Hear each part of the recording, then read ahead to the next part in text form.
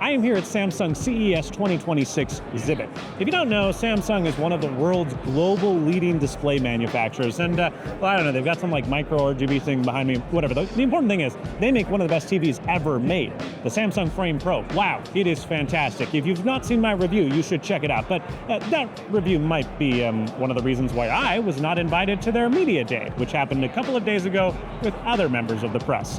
I've tried to get access and have since been unsuccessful, but what they unveiled there was pretty important, even though it seemed nondescript on the surface. A special new folding screen technology that somehow doesn't crease. Coincidentally, the exact display Apple has been rumored to be using for years in their upcoming iPhone Fold, a phone supposed to be released this year. So let's talk about what that is, how it works, how it's even possible, and if the iPhone Fold as a general product and category even makes sense. Here is a piece of thin 3D printed plastic. Watch what happens when I bend it repeatedly in the same spot over and over. You'll notice two things. First, it starts to take on a bit of memory. It doesn't quite spring back to where it was originally. And secondly, do you see this white stress line that's starting to form? Yeah, that's deformation concentrating along a single axis. And it's not all that dissimilar from a foldable display. I mean, Samsung literally ships their foldables unfolded, and it's not just to present them nicely. The longer these displays stay closed and the more you fold them, the more prominent the crease will become. And this happens due to a phenomena called viscoelastic creep. The flexible polyamide structure that replaces traditional glass undergoes permanent molecular restructuring under sustained mechanical stress every time you open and close. Each fold cycle leaves microscopic changes in the polymer chains, invisible at first, but accumulating along the bend axis until they become that tactile ridge that you feel when you run your finger across, the type of ridge that you just, no matter how hard you try, you just can't quite get rid of.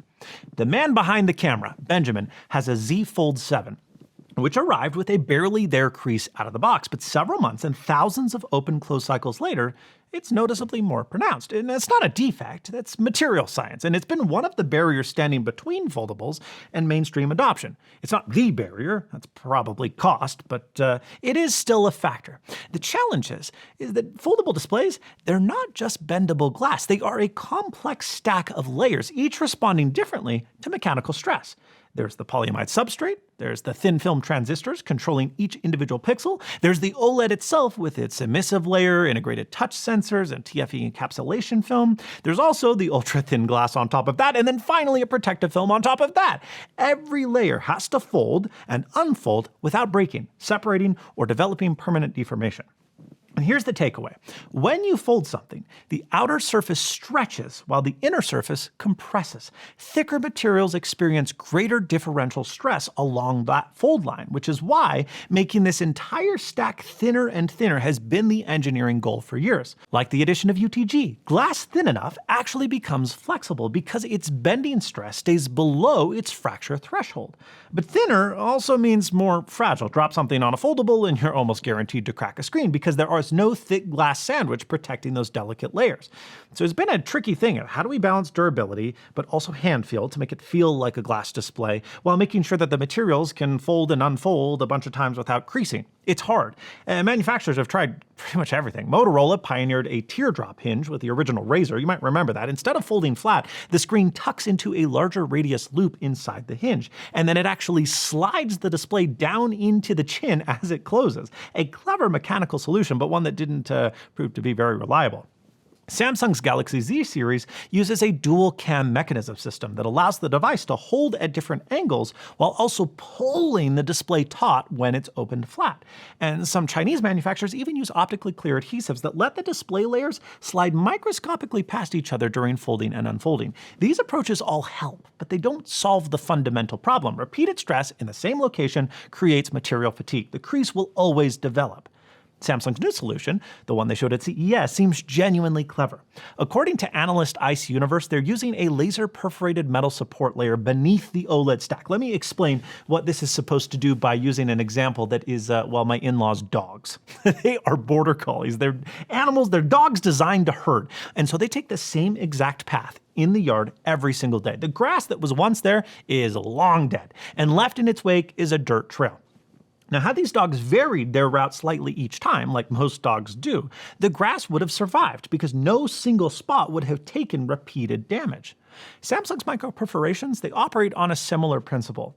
They make the backing plate selectively flexible, so rather than the entire structure bending uniformly across a consistent crease line, different microsections take turns absorbing stress. Each fold distributes the load slightly differently, and without a stable stress path, well, no permanent crease can form. Now, the force still exists, it just doesn't have the conditions to become as visible. Additionally, the perforated plate reportedly floats or shifts slightly within the hinge mechanism as well, allowing the backing to relax when unfolded rather than pulling it tightly against a sharp corner. Of course, Samsung, they're not going to let me anywhere near this thing. But you know what? They can't kick me out of CES entirely. Around the corner is today's sponsor, Dreo, the #1 seller of fans on Amazon. And when you see this, you'll understand why. This thing is amazing. It is an indoor misting fan, which is no easy task. This uses 2 atomizing plates to make the beadlets basically imperceptible. 16 microns, I believe. And so you can barely feel them. Like, you feel the cooling effect, but your hand doesn't get wet at all. Important when you're inside. As we go over here, we'll find out that there are a lot of other fans, and this one in particular is pretty neat to me because it uses a millimeter wave sensor. So it doesn't just follow you left and right in your home, but it follows you up and down as well, directing the airflow right to you. As we continue over here into the kitchen, you'll find that they have not just water filters and milk frothers, but air fryers as well, and they're enabled and powered by AI. So what you can do is input your ingredients that you have in your fridge, it spits out a recipe, you prepare it, and then, well, it cooks it for you. Pretty amazing. And that extends into the living room as well. This is a pretty cool ambiance that we have in here, and that's because using all of Dreo's remotely controlled things, we can change temperature, we can even change smell, we can change airflow, we can change sound, and a whole lot more. Let's put myself in, nearby home, Colorado, USA. I experienced the scene, the air conditioning makes this room very cold, and a whole lot more. Pretty neat. And that is capable and able to happen because of all of the stuff that Dreo makes. If there's a product you can think of, particularly involving climate, they've probably got it. This thing over here is also really neat. It is an air conditioner that is unique from other air conditioners because you typically have airflow issues. You have positive airflow, negative airflow. This pulls air from outside, it spits air back outside, and importantly, doesn't need a drain because it has its own internal dehumidifier. Really uncommon in portable air conditioning units, but this thing does it easy. Check out all of Dreo's products that they've shown here at CES using the link below. Thanks. Here's my issue with foldables as they exist today, and I say this as someone who has owned and used several of them. The original Z Flip for almost a year as my daily driver, the Z Fold 2 for a number of months, and the Z Fold 5 for all of like a few days before realizing that my entire life is anchored to iOS, and Android just cannot replicate it no matter how much I would like it to. When you unfold a Z Fold 7, the inner display is nearly square, about 1.1 to 1 in terms of aspect ratio. Now, Samsung has been progressively squaring their aspect ratios with each generation. The original Fold was tall and slim. Fold 2 and 3 hit 5x4, Fold 4 and 5 reached 6.5, Fold 6 went to 7x6, and now the 7 is essentially square, optimizing for productivity over media consumption, if you ask me. Because a square, well, it is objectively better than a tall rectangle for things like spreadsheets and dual-pane email, split-screen multitasking, stuff that benefits from horizontal real estate. But for media, like a 21:9 aspect ratio video, like the one you're watching right now, is only 1 centimeter wider on the inner display in portrait mode than the cover screen is horizontally, and only about 1 centimeter wider when in landscape mode compared to portrait mode. Most of that huge display just goes unused, and plenty of apps, including social media, just can't take advantage of that wider format because the content itself was designed around 20-year-old candy bar widescreen slab-based smartphone displays. Google tried something a little different because I think they realized this problem with the original Pixel Fold back in 2023, a phone that, well, I bought just for this video for over $500. So, you better like and subscribe, and please check out my merch, please. Nobody's buying it. So they took the same 6x5 aspect ratio display found in the Galaxy Fold 4 and 5, but they oriented it horizontally instead of vertically. The same proportions, but a different approach. And they also added some beefy bezels to make that device feel even wider.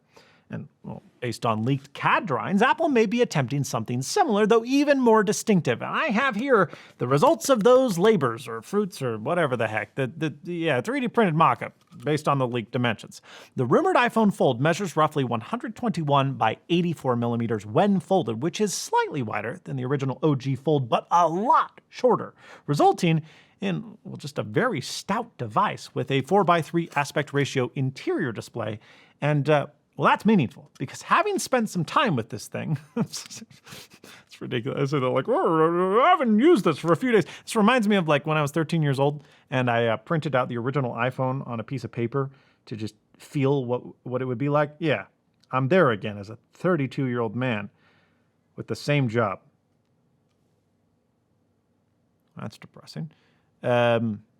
Everything's fine, and I've got some observations. Yes, with a device this wide, it is a little uncomfortable to reach the left and right edges one-handed. Your thumb has to stretch further than it would with a traditional phone. But here's the thing, it's actually much easier to reach the top and bottom without regripping. So I don't know that it's fundamentally less usable than phones of today. It just requires a little bit of new muscle memory, I think. And that wider cover screen, in my opinion, brings two massive improvements to traditional phone slabs. First is the keyboard, which I've been, again, faking for the last several days, but a wider display does mean a wider keyboard, which means, theoretically, easier and more accurate typing. And anybody who has fat-fingered their way through a message on a narrow phone screen knows exactly what I'm talking about.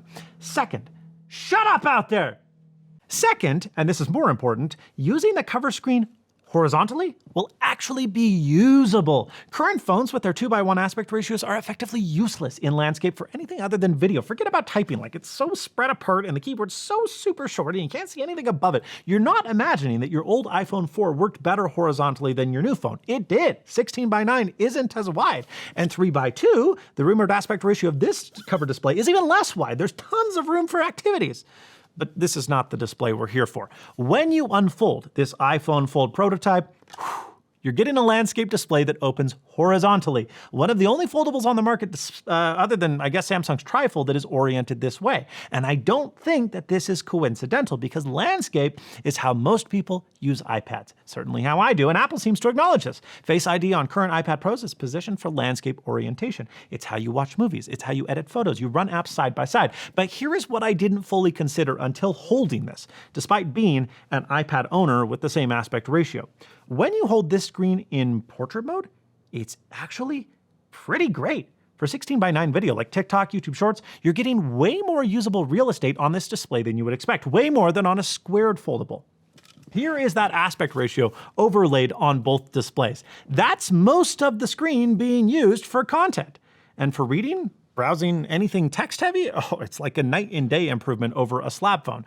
I think this is really the Goldilocks ratio in between the squared aspect ratio that you find on other foldables and the long Kit Kat that you find on your run-of-the-mill phone slab that's already in your pocket. And if this inner display expands to the roughly 7.6 to 7.9 inches that it is rumored to, that puts it remarkably close to the 8.3-inch iPad mini. The iPad mini runs the full iPadOS 26 windowing experience. And, I don't really use my iPad mini anymore, and so I decided to recently revisit it. And I expected cramped chaos, but I found it surprisingly capable. Like, maybe the best for this new windowing interface. Because you're able to hold it just in your hands. You can move windows without flinging your arms around, moving your hand. It's all in the thumbs, baby. What's more, running two full-size iPhone apps side by side will work comfortably because the front display will be 3:2, as will each respective landscape half of the inner display. And you might be thinking, yeah, that's every foldable. However, there's not many instances in which you would run two apps side by side horizontally on other foldables because that outer display is just too darn thin. But here, I can absolutely see this being the case. And the reason I know that's the case is because I already do it on my iPad. And importantly, a foldable iPhone with this aspect ratio will not require developers to rework all that much because existing frameworks already support it. Let's work through the remaining hardware rumors because there are a few and they're a bit goofy. According to the leaked drawings, the rumored iPhone measures 9.6 millimeters folded. Not groundbreaking, actually thicker than the Z Fold 7's 8.9 millimeters. But in the hand, I gotta say it feels totally fine. And unfolded, it's only 4.5 to 4.8 millimeters thick, roughly 20% thinner than the already impossibly thin iPhone Air. My only hope for a form factor like this is that they would use silicon carbon batteries and use the 3D printed titanium that they're using on the iPhone Air to reduce weight wherever possible, because we're to the point now where foldables actually feel pretty good. They're pretty thin, but they are all heavy, too heavy. And that is where this thing would feel big, is if it was very, very weighty. Biometrics also get weird. Face ID is rumored to appear on the outer display, but not the inner screen, with Touch ID embedded in the power button, making its return for unfolded authentication. I mean, I guess it makes sense, like, practically, but two authentication methods that are different seems a bit strange. There's even speculation that Face ID might just be entirely absent. I actually think that's more likely, either because the display assembly is too thin to accommodate the sensor array, or because they don't want to have different types of authentication. And if you need Touch ID at least one place, just use it everywhere. But in my opinion, having used Touch ID extensively on the iPad Air and iPad Mini, if I had to pick one, I would choose Face ID every single time. A $2,000 flagship without it feels strange, but squeezing complex sensor arrays into a 4.8 millimeter display assembly might simply not be possible. And what I will say is that Touch ID on the iPads is not very good, and actually in the example of the Galaxy Fold 7, it's got a pretty good fingerprint sensor on the side. They've gotten much better. Still though, I would prefer a Face ID array. Even if you have to hide it in some weird little place, I don't know, make it happen, make it happen. I guess I'm now just thinking that this seems even less likely because, look at the iPhone Air. It's got Face ID, but much of it is hidden in this plateau, and that's a lot thicker.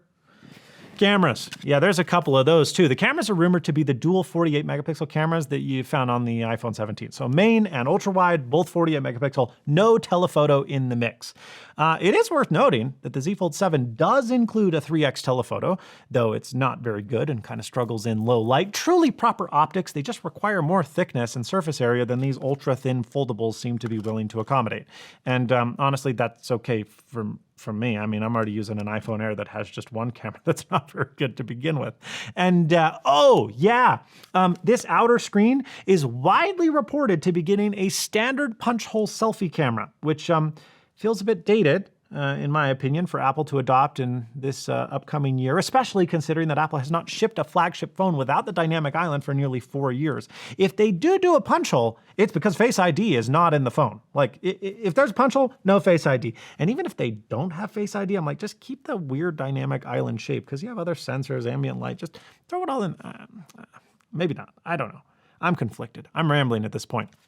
The inner display will either get an under-display camera or a simple bezel-housed sensor. And knowing Apple's historical reluctance to compromise image quality for aesthetics, I bet on the latter. Here's what I kept returning to, though. Apple has been watching this market for nearly 7 years now. They've seen Samsung iterate through the generations. They've watched Google release the Pixel Fold and then completely start over with the Pixel Fold 9 Pro or 9 Pro Fold. Their naming sucks. They've watched Motorola resurrect the Razr. They've watched Chinese manufacturers flood the space with increasingly capable devices. Apple didn't wait this long to release a folding phone running stock iOS with no differentiation. At least, I hope not. If this device runs windowed apps side by side, well, that's iPadOS behavior on an iPhone. So what is this running? iOS? iPadOS? Some new hybrid Fold OS?